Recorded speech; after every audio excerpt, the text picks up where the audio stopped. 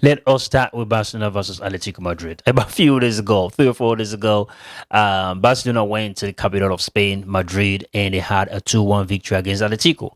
Now, while this game for Atletico Madrid was not really important in terms of winning it, in terms of point, in terms of winning La Liga or getting anywhere closer to Real Madrid or Barcelona, for them, I think it was a psychological game, which I think Barcelona won the psychological edge anyways because they had a 2-1 win. They had a man advantage. They dominated Atletico Madrid 100%. However, though, this is a Champions League. It is just different. And when you go back to 2014 and 2016, Atletico Madrid eliminated Barcelona. Yeah, so they might, feel like, what, we can draw some level of confidence from that. Tactically, we all know Barcelona is going to play the higher line. That is the Hansi Flick style. He's not going to change that for no reason. And we know what that means. It means Barcelona will actually press Atletico Madrid all the way up in their 18-yard box, if possible. All right. Now, for Atletico Madrid, it is let us sit in a mid block on purpose to invite the pressure so that way they can suck Barcelona in, especially the high line, and then they can take advantage of the ghost runners behind that Barcelona high line. I think that is about it.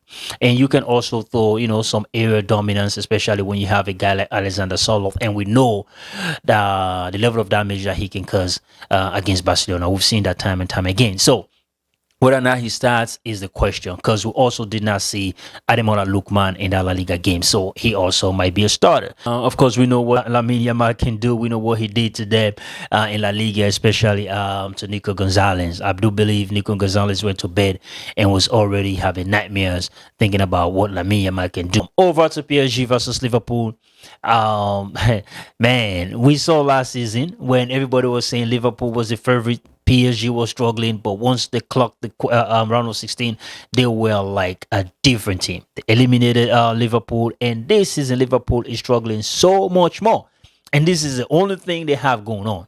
And if they're out of this one, then the season is over because they're not winning the EPL.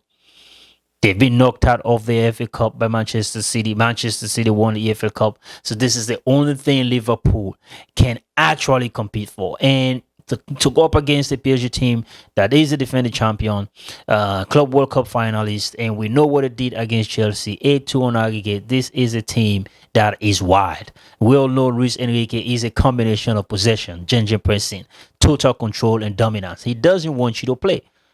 He doesn't want you to play. And for Liverpool, we know they have moved from the high pressing game that we used to see under Jurgen Klopp, and now it is positional. And they have also lost, a little bit of individual brilliance. And also when you have a guy like TAA who had a perfect understanding with Salah, now it's a problem. So this Liverpool team is actually struggling, and they are struggling badly.